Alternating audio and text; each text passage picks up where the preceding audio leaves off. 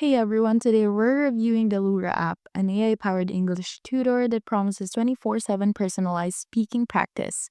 But is it really worth your time or your subscription money? All info here is based on research and personal opinion. Always try the free version before subscribing. Loora offers real time English conversation practice with grammar, punctuation, and fluency feedback. You pay monthly expecting full access to lessons, but here's where it gets tricky. One Reddit user paid for a monthly plan but found out lessons were still logged after use, forcing them to wait before starting the next one. They felt that was misleading and like part of the game. Others agreed, some even call it crazy money for a system that limits access to AI lessons. While the practice zone is always available, it doesn't match the structured lessons. Loora is a decent tool for casual practice, especially using the practice zone. But if you're paying to learn fast, the lesson cooldowns could be frustrating.